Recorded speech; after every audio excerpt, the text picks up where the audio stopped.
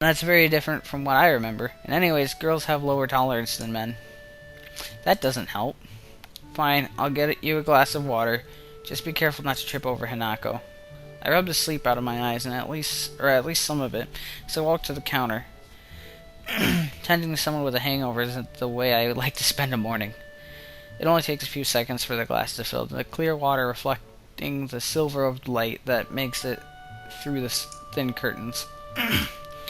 It looks like Lily's taking a seat on the side of the bed. I walk over to her while taking care to step over the peacefully sleeping Hanako and place the glass into her outstretched hands. Thank you. No problem. I take a seat next to her, the soft bed having a surprising amount of give. She drinks slowly and methodically. A long silence passes with only Hanako's soft breathing to be heard. With some measure of guilt, I look at Lily's face and attempt to read her expression. Her brow is furrowed, and she looks to be lost in thought. For a moment I hesitate, but eventually place a hand on her shoulder in an attempt to reassure her. I didn't expect her to flinch rather noticeably as that, though. Ah, sorry, I didn't mean to. Lily quickly shakes her head in a manner somewhat more violent than usual for her. She takes a long breath to steady herself before letting her head sink. I must look terrible right now. I move to protest, but quickly realize that it would be futile to do so. That said, I want her to open up more. If you want to talk about anything, I'm here. Gives a Lily gives a self-deprecating snore as if to mock her own emotions. There's just a lot happening right now. I'm sorry for being so strange recently, especially back when we were in town. Even now I'm a bit confused about everything. Believe me, I know how that feels. She smiles wistfully, resting a cheek on the backs of her fingers. We're a couple of broken young fools, aren't we? Come on, don't say that. Come graduation, we'll be back out into the real world. The real world? Sometimes I surprise myself with the way I think about things. I guess the strange, divorced feeling of Yamaku and the surrounding towns compared to the outside world still hasn't become natural. Maybe it never will. It's strange, in hindsight. Being isolated from society like this doesn't feel as bad as it probably should. A whatever. Wry grin on her face. Lily seems to share the same sense of amusement at the idea. Eventually, though, her smile drops. I'll be going back to Scotland for a week or two soon. Is that why we had to reschedule Hanako's birthday party? She gives an affirmative nod. You'll be able to see your family again, at least. You're not looking forward to it? I haven't met my family in 6 years. I don't even know how to act around them anymore. Wait, what? My mouth hangs open as I try to process what she said. She's 18. That means she'd have been only 12 when they left. I may have seen very little of my parents with them both working long hours, but I feel utterly useless as I struggle to find some way to respond. But why? Why did they leave, or why are they inviting Akira and I back? Both, I suppose. My father's business has its headquarters in Scotland, and an executive position became available for him there. In the end, he had to move permanently. My mother followed him, but Akira and I stayed in Japan for the sake of both Akira's job within the Japanese branch of my family's company and my education. As for the later, one of my aunts is gravely sick. I'm sorry. Don't be. It feels strange, really. We're being summoned there for her, yet we've barely met before. I can't even remember the sound of her voice. Equally strange is the total lack of antipathy she feels towards her family for doing such a thing. I can't help feeling slightly humbled.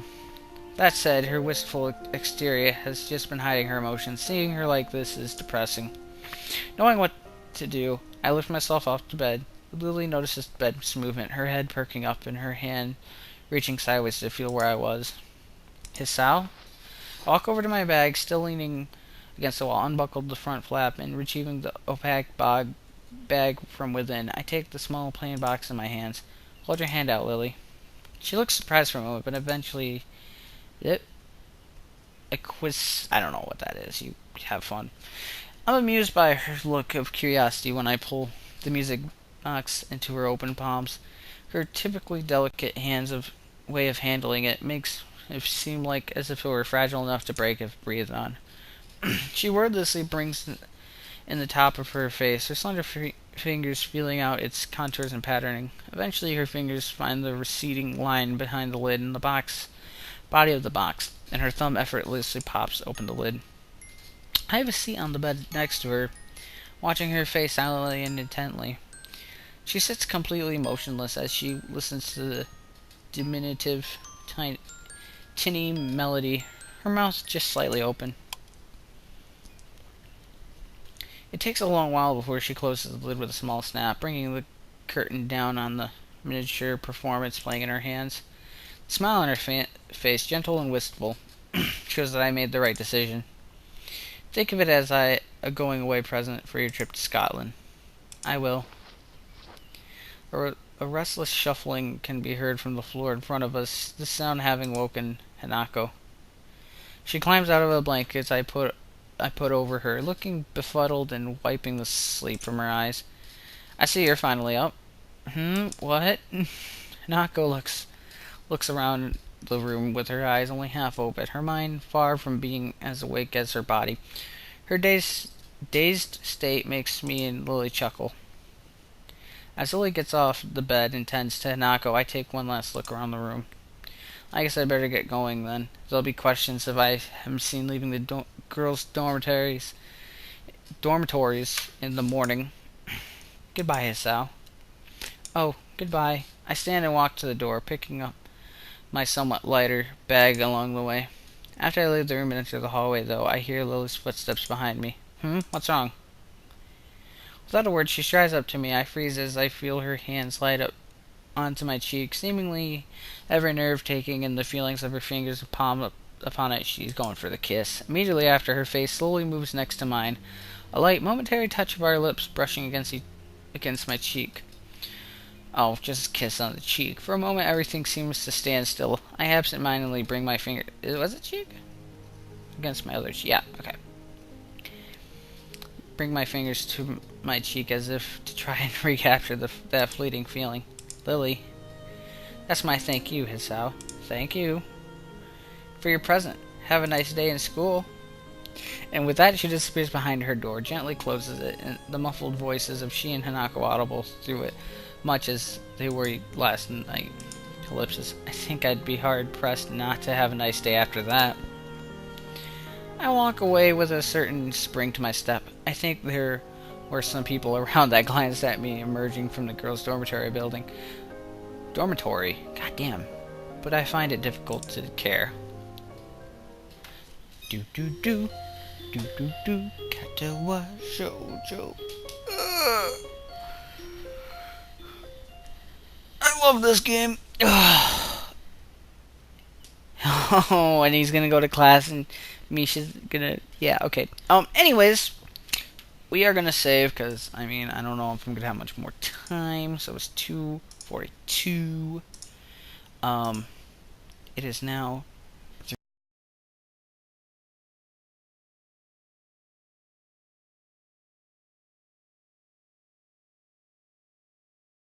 Alright, we are back. It's exactly where I left off. I just, use bathroom, get more water.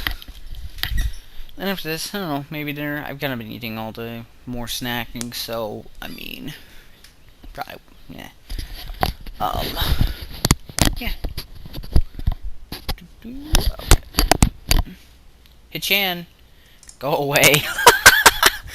That's awesome! I don't think I've ever seen him respond like that. Hichan, leave me alone. Come on, Hichan. Let me sleep.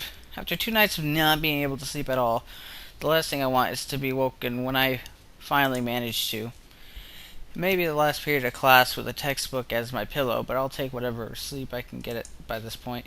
See, Hichan, even Hichan wants you to get up. I don't care what Hichan wants. Leave me alone. Jeez, Hichan, I'll just have to wake. Wait, Misha's going to... You. This is bad. I'm up. I'm up. You don't have to... What do you think he was going to do? I can feel my face flowering into a scarlet red blush. The students in class are sitting bolt upright and staring at the shouting fool who was sleeping just moments before. Damn it. I let my hand smack back down on the table with a noticeable thud. Bah! Misha's trademark uncontrollable laughter reverberates through the classroom. Whoa, my mic is really fucked up. God damn it, I hate when I have to take this off. I should just take it with me whenever I leave. Oh, I'm a dork. Oh, okay. As I turned my mournful eyes to bespectacled Shizune beside her, she carefully adjusts her glasses, desperately trying to maintain a look of serious disapproval. Narrowing my eyes, I can see a badly hidden grin spreading across her face. It too, Shizune? Shizune looks away quickly as she crosses her arms tightly, barely on the edge of her control. Wah! Bah ha ha ha ha! I have to copy Don Kanoji. That was a prerequisite Nikolai forced me to do. Anyways, Misha's laughter doubles in volume as she glances at Shizune. All I can do is drag my hand down my face in resignation. You too. Who was the one who slept in class at Chan? Yeah, it was me. Poor Chan was having a fit trying to wake you up, weren't you? I move my eyes back to the standoffish Shizune, who, with a single huff of confirmation, returns to looking away with her arms crossed. Why was Shizune trying to wake me up? Chan wanted to give you the handouts the substitute teacher gave out while Chan was sleeping. Handouts? I suddenly find 2 sheets of paper thrust in front of my face. Following the hand holding them, I see a still pouting figure looking down at me with a distant scowl. I guess I really am in the wrong here. I'm sorry about that. No dice, her irritated face still holds. I clasp my hands together and flick my head downwards in apology. Very, very sorry. She huffs and simply drops the papers on the desk. Damn. I look over my hands to see Shizune and Misha signing frantically to each other. A look of frustration on Shizune's face. Looks to be less of a dialogue and more of a tirade punctuated with sidelong glances at me. To say it's unsettling is an understatement. The 2 suddenly stop signing and look at me in unison, both having exactly the same look of disapproval. In one fluid motion, Misha's hand suddenly extends high above me and comes rocketing down. Before I can even hope to react, my head is sent bouncing up and down like a jack-in-a-box. I quickly bring my hands to my head, more out of reflex and out of pain. Ow, what's that for? I open my eyes to see the 2 grinning at each other while exchanging an enthusiastic thumbs up. Chan says she forgives you now, Hichan. Could you forgive me with a little less force next time? Bah ha ha ha ha! By the way, when I do that, I do cross my arms. And if you don't get the reference, Don Kanoji is an annoying character from Bleach, which is an awesome anime. Go watch it right now, because it's that awesome. Although I've been watching Naruto Shippuden lately because that's where I'm at the anime I'm watching. I watched first episode of Death Note.